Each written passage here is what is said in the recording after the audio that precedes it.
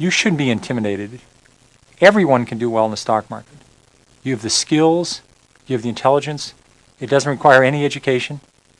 All you have to have is patience, do a little research. You've got it. Don't worry about it. Don't panic.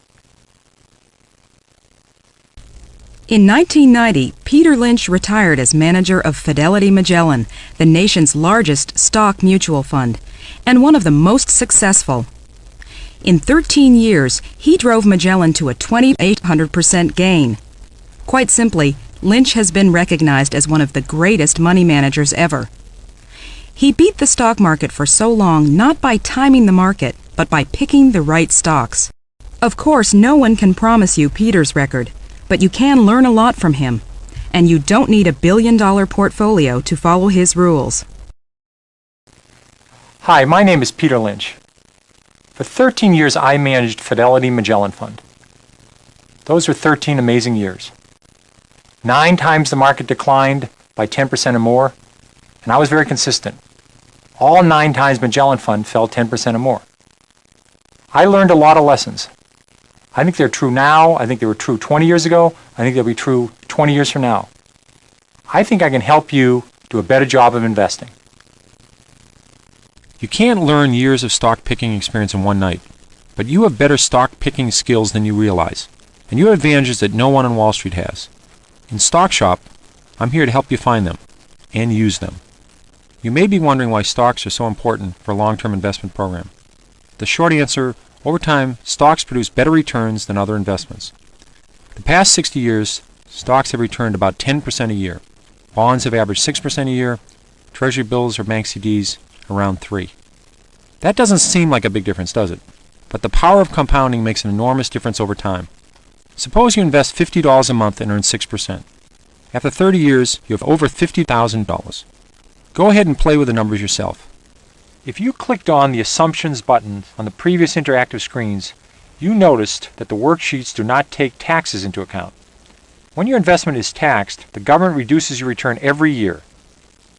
If you know you won't need the money until retirement, you should place as much of your investments as possible into tax-deferred accounts, like IRAs, KEOs, 401k, or 403b plans.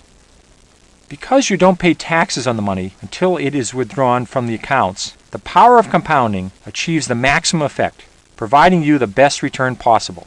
The more time you have to let your earnings compound, the better results you'll get. A 20-year-old who invests $200 a month and earns 10% on his money all along will have $1.1 million by the time he was 60. A 35-year-old would have to invest $800 a month to have the same $1.1 million at age 60. You're going to have a tough time getting that 10% return without at least some stocks in your portfolio. Before you start to invest, ask yourself one question: when will I need to use this money? The stock market is a long-term investment. If you need to use the money anytime soon, you should not invest in stocks. This is money you're willing to put in the market and leave it there for 5, 10, 20, 30 years. That's the kind of money you can do well with. If you're worried about it, don't invest it. The stock market is volatile. Individual stocks are volatile. The average range for a stock in a year is 50% between its high and its low. Stocks go up and down. The market goes up and down. If you're investing with a 1 or 2 year time horizon, you shouldn't be in individual stocks. You shouldn't be in equity mutual funds. If you've been lucky enough to save up lots of money to send your children to college and they're starting school in 2 years, what are you going to do if the market goes down? In the long term, 10, 15, 20 years or more, stocks have beaten bonds and banks' certificates of deposits. But in the short term, there's no telling what will happen. In 1987, the S&P 500 fell 33% from its August top to its October bottom. If you had the stomach to ride through that drop, you would have found that the S&P performance from 1987 through 1992 still outperformed Treasury bills and long-term government bonds, despite that decline. If you want to double your money quickly and safely, fold it in half and put it in your wallet. Any other way, you're simply gambling. A good stock can take 2, 3, even 5 years before it really pays off. It's not 2 or 3 weeks. It's not 2 or 3 months. My best stocks have been in my 5th, 6th, 7th year. Give your investments time to grow. Many people ask me, when is the right time to sell a stock? Selling stocks is a matter of comparing stories. If story A is better than story B, then sell B and buy more A. If you own 8 companies, you're playing 8 simultaneous games of poker. So only stay in the games that you have the best chance of success. But remember that stories rarely change overnight. It may take years for a good one to be recognized by the market. Give your good stories the time to grow. Your advantage in picking stocks is your direct experience with companies as a consumer, on your job as a professional, or as a neighbor. Use those advantages as a place to start looking for good stocks. You have several things that you possess that will make you a good investor. They're inherent to your life. It's the field you work in. It's the area where you live. There may be some local company that's terrific. You're a consumer. You see some products. You see some services that are terrific. We bought a Volvo. It was better than the American station wagons. It was safer. The price was right. I did a little bit of research. I found that Volvo, the stock, it's a Swedish company, was selling equal to its cash. You're paying almost nothing for the company. They had lots of other divisions that were doing terrific. Buying that car turned out to be a great way to begin researching the stock. Sometimes people take things for granted. My field was the mutual fund industry. In the early 1970s, the industry grew slowly, but then it took off in the 80s. Money piled in to money market funds, to equity funds. Like an idiot, I missed stocks like Dreyfus, Pioneer, T. Rowe Price, Strategic Investments, Franklin Resources. There was lots of companies that went up dramatically. These are my own field. All I had to do was buy these things. It was really dumb. Back in the 1950s, a fireman from New England noticed a factory in his town seemed to be hiring and expanding all of the time. This person didn't have a Cray computer, and he wasn't a professional investor. He was just an observant neighbor. He decided to put $2,000 per year into TAM brands, then called TAM packs. By 1972, the fireman was a millionaire, just from using his local edge. Investing is a personal thing. You have to do it by yourself. You don't do it with a committee. You have to be able to have the emotional strength to stand the volatility of the market in general and stocks in general. The key organ here is not the brain. It's the stomach. Do you have the stomach for this? Do you have the patience for it? You should be able to look in the mirror and say to myself, what am I going to do if the market goes down?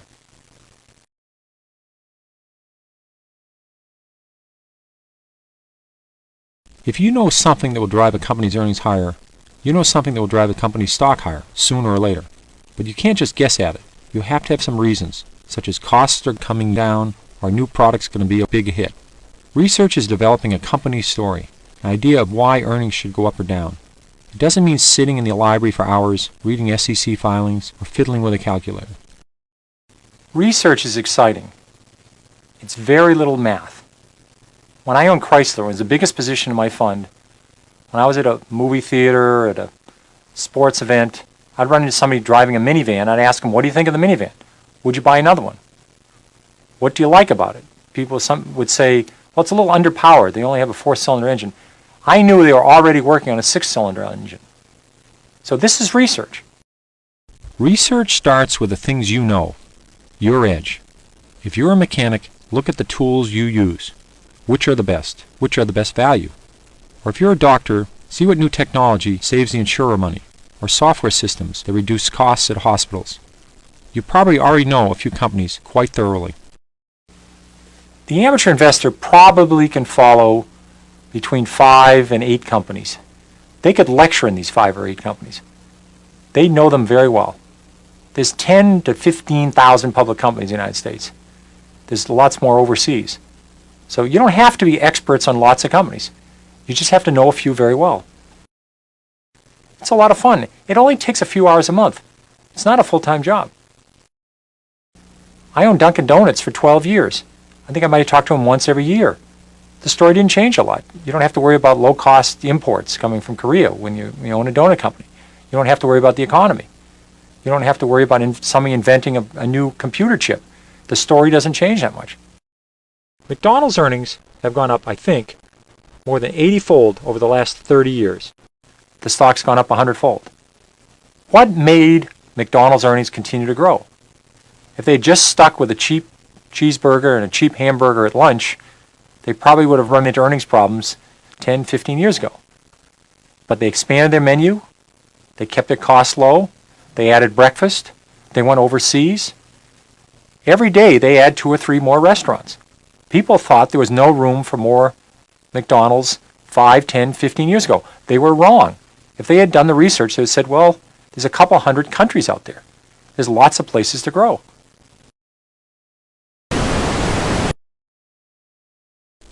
Actual bad economic news, rising interest rates, wars, elections, any of these can push the market down.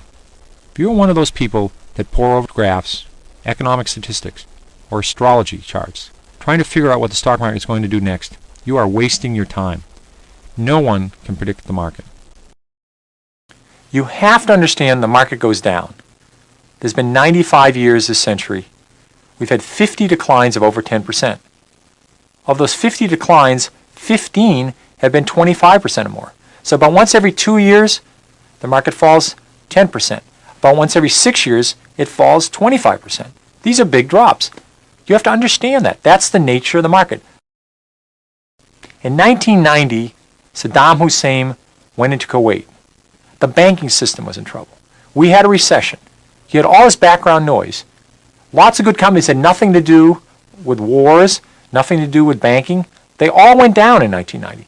The market fell from 3,000, it fell over 20%. This gave you a great opportunity to buy terrific companies at very good prices. Behind every stock is a company. If the company does terrific over a long period of time, the stock will do terrific. If the company does lousy, the stock's going to do lousy. That's all you're betting on. This is a company that's had 35 years of double-digit earnings growth every single quarter. We've had changes in the Supreme Court. We've had the stock market go up and down. We've had changes in presidents. We've had recessions. We've had wars. All of those things had no effect on automatic data processing. So every time the market went down, it gave you a chance to buy it. You're saying, I believe strongly this company's going to do well. If you start to see symptoms that's not going to happen, the stock's going to very rapidly respond to that. If the company runs out of steam, the stock's going to run out of steam. Look at Fannie Mae. From July through October 1990, the Standard & Poor's 500 fell 21%. Fannie Mae fell from about $42 a share to about $26, even though earnings were still increasing. This was a terrific time to buy Fannie Mae. The company was doing well, management was still great, the story was solid, and they had a very good business. But you got to buy the stock at a 38% discount. If you start by looking at the entire universe of stocks, more than 3,000 stocks on the New York Stock Exchange alone, and over 13,000 public companies in total, you'll blow a gasket.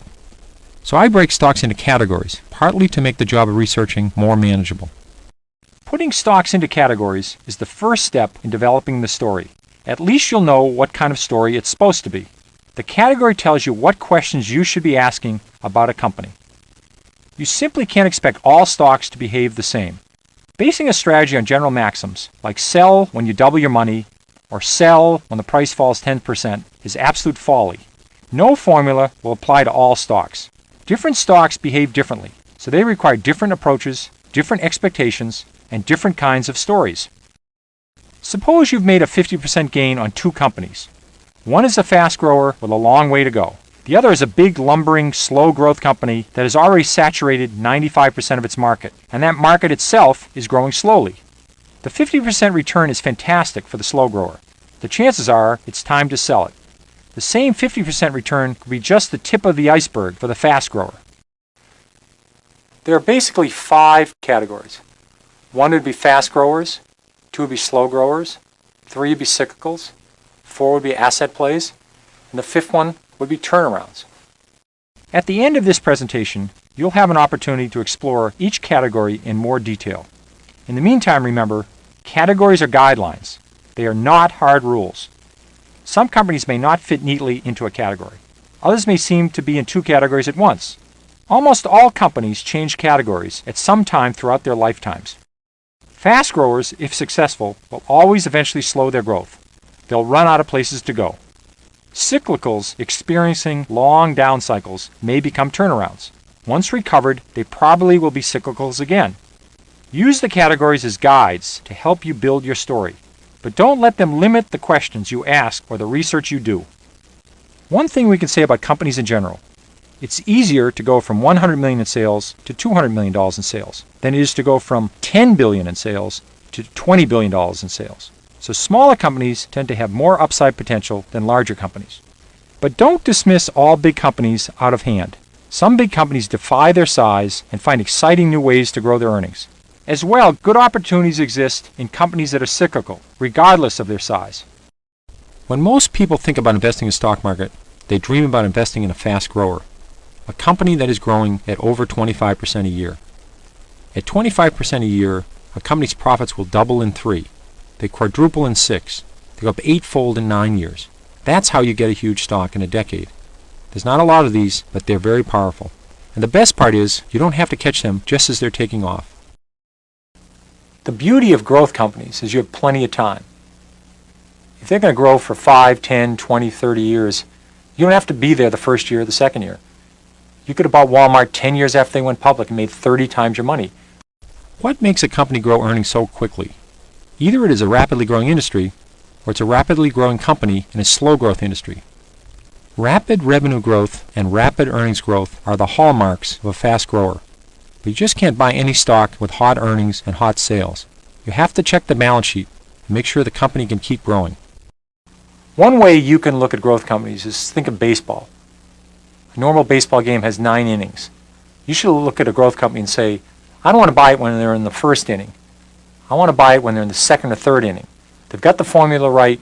They've got lots of room to go. So you want to say to yourself, this is a company that's very early in its cycle, like a McDonald's when they're only in a few stores, or Limited when they're only in 100 stores. And they had lots of malls to go to. Microsoft was a company you could have bought 3 years after it went public and made over 20 times your money. Sales and earnings were growing at several times the rate of the companies in the S&P 500 in an industry that was exploding by leaps and bounds. And it had a lot of potential both overseas and domestically. This was only the beginning of a 15 to 20 year growth cycle. You had plenty of time to get involved. There was this amazing company called Superior Industries. I think the stock went up over 100-fold. They were very good at making aluminum wheels. A lot of car companies went to aluminum wheels. The industry for autos wasn't growing. Aluminum wheels were growing dramatically, and they were the best at it. The fast growers get all the attention in the media. But there's nothing wrong with slow-growing stock, provided you get it at a very decent price. Somebody would say to you, I'm going to sell you a business for $100,000, and they're earning $50,000 a year. You say, what's the bad news? Let's say the bad news is the earnings are never going to grow. They earn $50,000 a year forever. So this is a price earnings multiple of 2. You pay $100,000 for $50,000 of earnings, but they're never going to grow. You say, I don't care. I'm going to get a $50,000 return every year. In 2 years, I get all my money back, and then I'm going to make $50,000 a year on my $100,000 investment forever. So sometimes, even if a company has a very low growth rate in earnings, if the stock is selling at the right price, it may still be a very good deal. A slow to moderate grower will have earnings growth of 3 to 15% a year. One company that I was very lucky with was Service Corp International. It's a funeral home company that bought up local family funeral homes, a very steady business. Service Corp could grow earnings at 15% a year when I owned it with very little problems. A slow grower that turns into a no-grower is a very bad news situation. So when you start researching the stock, look for these signs. Steady earnings growth. You can find annual earnings growth rates in the research section, as well as estimates for the coming year. Rising dividends. Companies that raise their dividends each year have to have the earnings to do so. A rising dividend is normally a good sign for a stock. Room to keep growing. You want slow growers to go on forever. That's one reason I like Service Corp International so much. This was a great stock for me in the 1980s. At that point, it had a long way to go. Cyclical companies rise and fall with the economy. Typically, they make expensive big-ticket items that people buy when the economy is good. Things like houses, cars, and furniture. When the economy is bad and people are worried about losing their jobs, they don't buy big-ticket items. They're too broke or too scared that they will go broke. Don't try to time a cyclical stock if you don't have intimate knowledge of the business, if you don't have an investor's edge. Everyone on Wall Street tries to time cyclical stocks too. Because the stock market looks forward, you could be left with a sinking stock even though the company's earnings are terrific. You make your best money in a cyclical when earnings go from rotten to mediocre, or from mediocre to pretty good. The danger point is when earnings go from great to spectacular. Somewhere between these 2 points, Wall Street will figure out there's only one way to go, and that's for profits to go down some point in the future. Just don't buy in the hope. Wait for things to get better. Prices to get better, capacity to shrink, inventories to go down, scrap prices to get better. Something ought to be happening. So you just want to wait for something really to happen, and then when it happens, it's going to be big. Let's take a look at Chrysler. In 1990, the company was selling for $10 a share. The economy was lousy. People were talking about Chrysler going out of business. But guess what? The economy came back. Everyone's old car was falling apart. As people made more money, they started buying new cars. And because Chrysler had great products, the minivan, the Jeep, and its first new full-size truck in 20 years, the stock was big. And in addition, very importantly, the balance sheet was decent in 1990. This was not a company about to go bankrupt. If it's a cyclical, you're hoping for a dramatic turnaround in earnings. It's going to happen over 2 or 3 years. Earnings are going to go from a loss to a huge profit. The stock's going to go up and you're going to get out. Make sure you're picking a strong company that can survive when the cycle goes down. That means good cash flow and low debt. If its cash flow is spotty or its debt is high, when the downturn comes, the company faces the danger of going bankrupt. Turnarounds. These are stocks that are battered down, or they're hated companies, or they've been forgotten about. They're depressed in price. But you have determined some one thing or a few things that have the potential for reversing this company's fortunes, independent of the industry getting better or the economy getting better. You always have to do a balance sheet check on any company. This includes turnarounds. Do they have enough cash to make it through the next 12 months, the next 24 months? Do they have a lot of debt that's due right now? These are important questions to answer. Make sure you understand and believe in the plan to restore corporate profits. It's all internal. They're doing something, either new product, new management, cutting costs, getting rid of something inside the company that allows them to improve themselves. Lots of turnarounds never happen, but a few winners can make up for lots of losers. What's important is to wait for the actual evidence of the turnaround occurring, not just the symptoms. The turnaround, you had plenty of time. So just don't buy on the hope. Wait for the reality. Turnarounds are so big, it's worth waiting to get some real evidence. S.S. Kresge was a company going nowhere, in real trouble. They invented the Kmart formula. They rolled it out across the country. The stock went up over 50-fold. Kmart became a massive stock. Sometimes 2 and 2 equals 8. How could this be? Because a company has a hidden asset that isn't reflected in the stock price. When Wall Street wakes up to the hidden assets, the stock could be terrific. Want a great example? Let's look at Disney. Walt Disney is an example of an asset play. After they'd opened up Disney World and after they'd opened up Epcot, the company's growth rate sort of slowed down. They weren't growing very fast. And then they discovered there was a lot of assets inside the company. There was the name Walt Disney. They started the Disney Channel. They started selling things that they sold at Disney World and at Disneyland. They started selling them everywhere. They used their licenses for Mickey Mouse and all their characters. Made a fortune on that. These are on the books for nothing. The company was loaded with assets. In addition, they had all that land inside of Disney World, and everybody had hotels outside of Disney World. They decided to use their land inside to develop more parks, and then even have other companies come in. These companies paid their money to build inside of Epcot or inside of areas of Disney World. So what are hidden assets? Many companies, particularly old line companies that have been around 20, 40, 50, 100 years or more, have real estate holdings whose true market value is not reflected on the balance sheet in the annual report. In many cases, the hidden asset is the company's name and its reputation. Disney is one example of a company with a great name. So is Coca-Cola. That name can be a huge asset when the company rolls out a new product. This name is carried at little or no value on the balance sheet, whereas it is incredibly valuable. Companies like Intel and AT&T not only make great products, but they have numerous patents for these great products. As long as they have those patents, no one can make the exact same product. That's a tremendous aid in any business. Back in 1987, when the stock market had a major correction, Dreyfus fell to below its price of cash per share. Stock fell from over 50 to under 20. At that point, it was selling for less than its cash. Anytime you buy a stock at less than its cash after subtracting all debt and it has good business, you're getting something for nothing. The price of a stock will follow the direction of earnings. In almost every case, you can generally state that if a company's earnings go up sharply, the stock's going to go up. If earnings go from very poor to mediocre, the stock's probably going to rise. If they go from mediocre to good, it's probably going to have another rise. If it goes from good to excellent, it's probably going to have another rise. Or if a company's earnings grow dramatically over a long period of time, the stock's probably going to go up dramatically. Even if you have a Waterford crystal ball, you probably can't predict a company's earnings. But Wall Street is a whole army of people who make such predictions. By computer, you can get Wall Street earnings estimates in the research section of the stock shop or through many other online services. Or you can go to your local library and find earnings estimates in Value Line or Standard & Poor's. Obviously, you want to invest in companies whose earnings are expected to rise. But again, these are just estimates. If you really understand a company, you should know how it plans to make earnings rise. If you know it has good growth prospects, then you'll be better able to evaluate the company as an investment. You can't predict the future, but you can learn from the past. A company with a long history of earnings increases and dividend increases is obviously a stable performer that has a reasonable chance of continuing to perform well in the industry.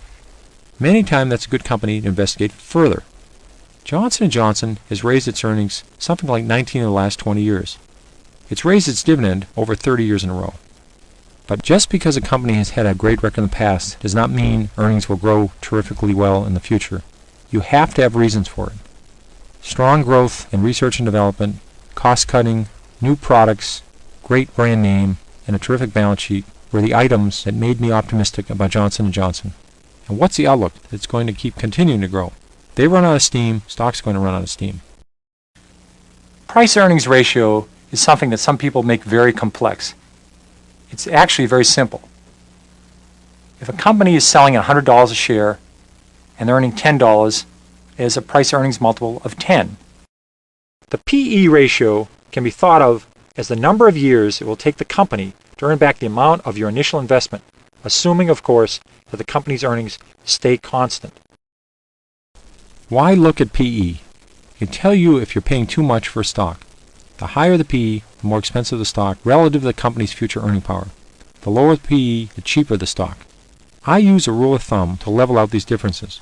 A fairly priced stock has a P/E that's about equal to the expected annual growth rate over the next 3 to 5 years. If the P/E is substantially higher than the growth rate, the stock is normally expensive. If the P/E is substantially lower, the stock is probably cheap. A stock P/E, in part, depends on the industry that it's in. When you look into a growth company, compare the company's growth rate and its own P/E to that of the industry. All other things being equal, if you find a company with a much lower P/E and a higher growth rate, you're off to a good start. You can also compare a company's P/E to its own historical P/E. If a company normally sells for 25 times earnings, and now it's selling at 15 or less, you have to ask yourself why. The company could be maturing, competition may be entering the field, and its growth prospects may be uncertain. But maybe it's simply been beaten down by some other factors, and it's possibly a bargain.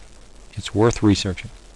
Back in the 1970s, Electronic Data Systems, or EDS, had a P/E of 500 times earnings. If you had invested in a company with a P/E this high when Columbus discovered America, and the company's earnings stayed constant, you'd just be breaking even today. In 1974, EDS performed very well, but its stock fell from 40 to 3, simply because the stock was so grossly overpriced relative to current earnings. Dividends are cash payments that companies make to shareholders, usually every quarter. Nearly half the return in the S&P 500 the past 50 years has come from dividends. Dividends come from profits. If a company earns $5 a share, they have the choice of paying out some of it to the shareholders in the form of a cash dividend. A stock's yield is the annual dividend payout divided by its current price. The yield is the return you get on your investment every year. One drawback: the IRS considers dividends as income, so you have to pay taxes on dividends. Not all companies pay a dividend. Fast growers, for example, almost never pay a dividend. They reinvest all of their earnings back into the company. Slow growers tend to pay out profits and dividends. It's their way of rewarding shareholders. Over time, those dividends can add up. Some people have bought stocks for $5 a share, and 20 years later, they're getting $10 a share of dividends per year. Dividends do make a difference. Dividends are a great way to measure a company's success, particularly a slow-growing company. When a company raises its dividend every year, it raises the bar for its financial performance the years that follow. Few companies want to cut their dividends. Investors clobber the stock, figuring a dividend cut is a sign of worse things to come. So by raising a dividend 12 to 15% this year, the company is saying it expects earnings to be at least as good next year as they are now, and probably rising by at least the 12 to 15%. You can get a list of companies that have raised their dividends many years in a row from Moody's. There are some great names in this list. However, you can find warning signs of dividends as well. A high yield isn't always a good thing. If a stock is 30 and it's paying a $3 dividend, you might say, wow, that's terrific, a 10% yield. But if the earnings are only $3.10 a share, then the company is essentially paying out all of its earnings in dividends. That's only 10 cents to expand or to invest in more efficient equipment. If this continues for a number of quarters or years, the company will have very little room for any errors or setbacks. Eventually, the company will probably cut back or totally suspend its dividend. The stock price is going to tumble with it. Be careful with high-yield stocks, particularly when they're paying out a very high percentage of their earnings. Any company's operations can hit an air pocket from time to time. You've got to make sure your company can survive tough times. The balance sheet tells you about the company's financial structure, how much debt it has, how much cash it has, and how much equity its shareholders have. There's nothing scary about a balance sheet. No story is complete without a check of the balance sheet.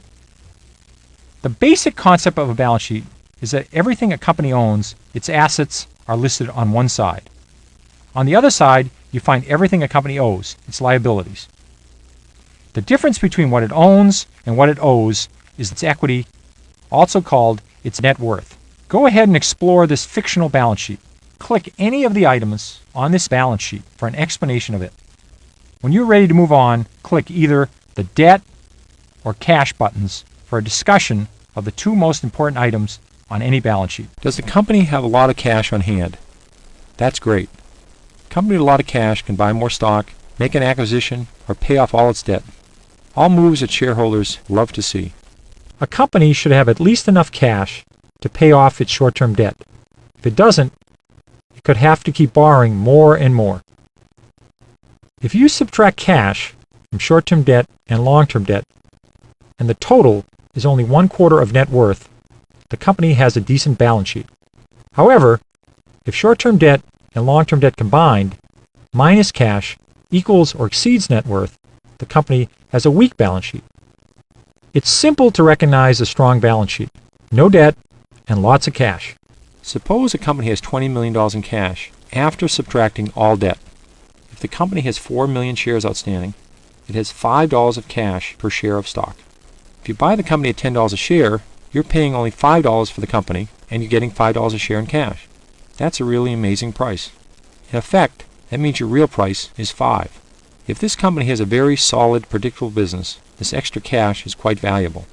But if a company has lots of cash and they're losing money, you still have to evaluate how quickly will they run through all that cash. That's all you really have to know. It's not much, but you should know it. You can look it up in the stock shop. If you don't check your company's survivability, you're not only skimping on your research, you're gambling. That's not why you invest in the stock market. Check the debt. Most companies have some debt, but how much is too much? Add up the company's long-term debt and total equity.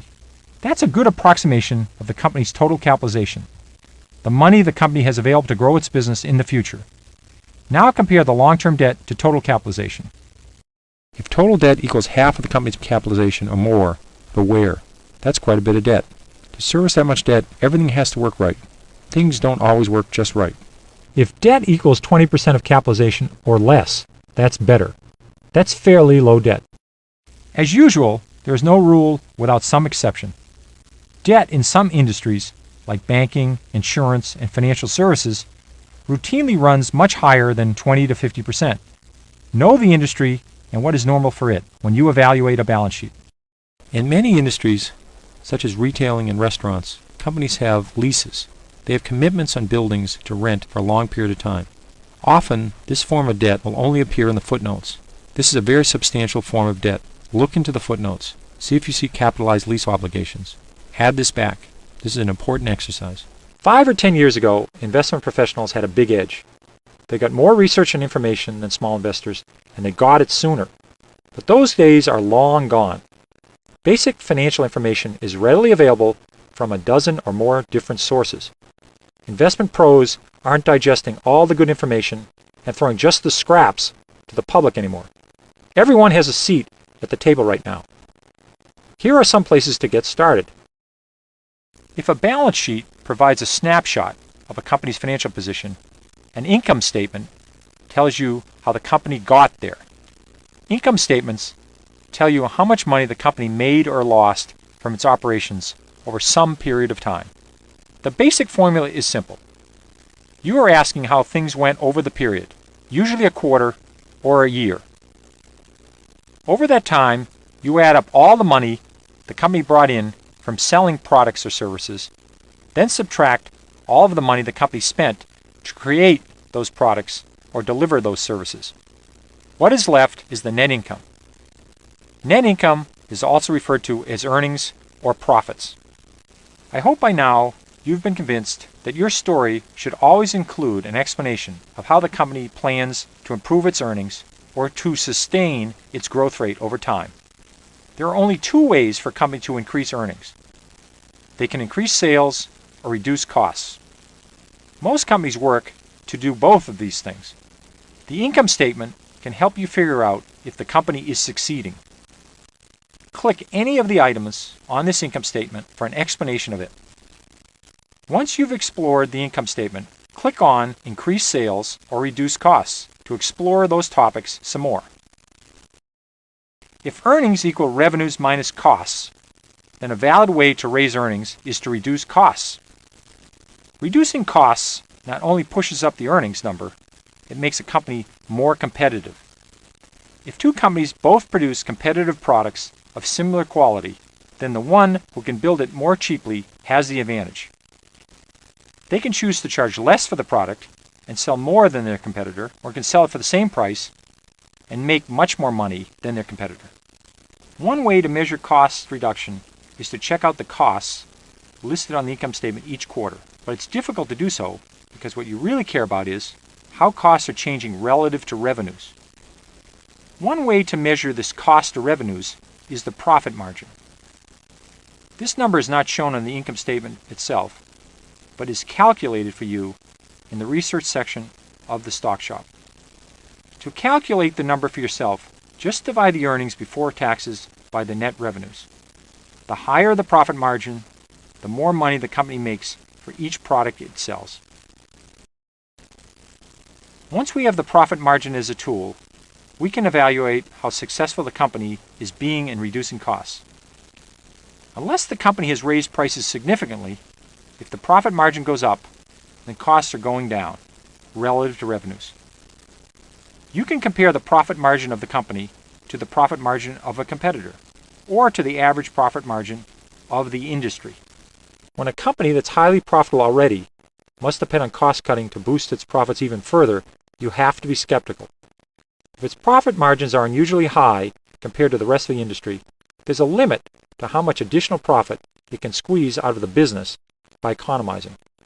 Ask yourself, is there a long road of margin cutting ahead, or are they already extremely efficient? Your goal is to feel as confident as possible with your story. How does the company plan to increase earnings? Sales growth is the single most important factor in growing earnings long term.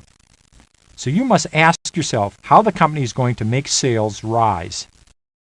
The company can expand its customer base. Selling its existing products to new customers brings in new revenue. When evaluating this strategy, consider how far the company is from saturating the market for its products. If a company is already selling to 98% of its potential customers, there aren't a lot left to reach. The company can introduce new products into its existing customer base. This is the most difficult, but potentially the most rewarding strategy. If the product catches on, it can breathe new life into the company. Advantages like brand names and a good reputation come in very useful here. A company can also raise prices to increase revenues. That way, even if unit sales stay constant, revenues will still grow. Of course, the danger of raising prices is that the higher prices will drive customers to competitors or encourage new competitors to enter the market. The details of a company's plan will vary by industry and by individual company. Just make sure you understand that plan and include it in your story. Once you've built the story for your company, you have a powerful tool for judging the stock. But like any powerful instrument, you must use it wisely and carefully or you'll get burned. Use your story to pick the right time to buy a stock. I promise you that the right time to buy a stock does not occur often. When I'm following a stock, buying opportunities present themselves once or twice a year, if I'm lucky. I look for times when the potential upside is high and the potential downside is reduced. Understanding that balance is a key to successful stock investing. You have to understand, stock picking is a risk-reward trade-off. You have to know how much you're going to lose if you're wrong and how much you're going to make if you're right. The skill is to minimize your risk and maximize your reward. You can be wrong in this business. I've been wrong quite a bit. But you can be wrong and still make money, as long as your good stocks more than offset your mistakes. I figure if I can be right 6 times out of 10, that's a good batting average. When I pick stocks, I think of risk as a measure of my confidence in the story I've built. When I feel that my story is optimistic, solid, and well-researched, then I've got a low-risk investment. If I'm not too sure about how the story will turn out, then the risk is considerably higher. Don't try to categorize risk by other measures, like small companies are riskier than large. In the late 1970s or the early 1980s, Walmart was a lower risk investment than IBM because the Walmart story was nearly bulletproof. If a startup company sounds exciting, keep an eye on it.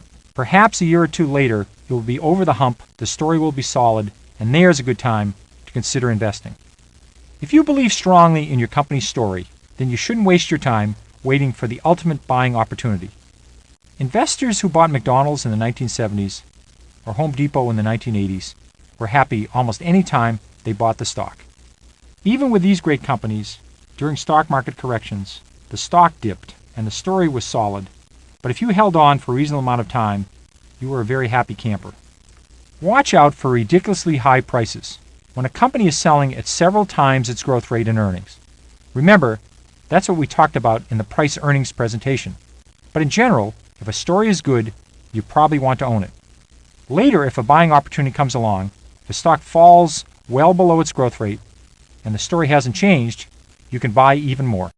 Therefore, you can take advantage of market declines. Use the tools I've presented in this consultation to help make a judgment on your stock. If the story is sound, check the price. Use the PE ratio. Most importantly, rely on your edge. First to build your story, then to find the right times to add or reduce your position. Focus on the company.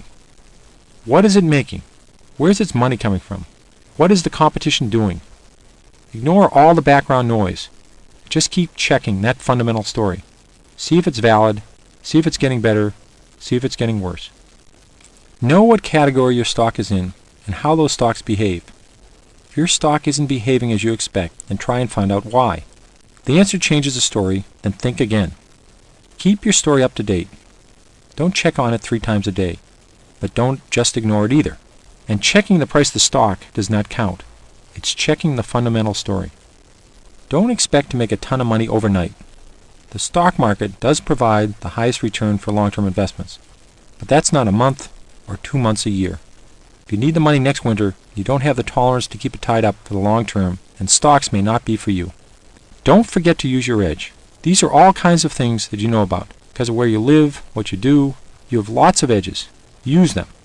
And finally, remember that stock picking isn't gambling, and it isn't for everyone. You have to be prepared to do some work. You have to be prepared for market declines. If you enjoy doing research, if you enjoy learning about companies, and you have the stomach for the ups and downs of the stock market, then investing can be a lot of fun. These principles of investing have worked well for me. I hope they can help you. You shouldn't be intimidated. Everyone can do well in the stock market. You have the skills, you have the intelligence. It doesn't require any education. All you have to have is patience, do a little research. You've got it. To start researching your stocks, just click on Research and remember that you can come back to consult Peter at any time. Welcome to Stock Shop, where you can learn to pick stocks, research them, and follow your favorites. The consultation part of the shop is where Peter Lynch explains how he thinks about stocks and how he makes his choices. These multimedia presentations describe some of the key concepts that will help you construct your portfolio. Just select the presentation of your choice from the list on the left and click the Start button to share Peter's thoughts and experiences. The Research section is where you can create a list of companies that you want to research. You can download current data on any number of stocks and get Peter's guidance on what to look for next. And you can start to compile your own story for every stock you follow. Just select a stock and click on Details to view the fundamental data about your stock. And finally, Down the free or mobile application now.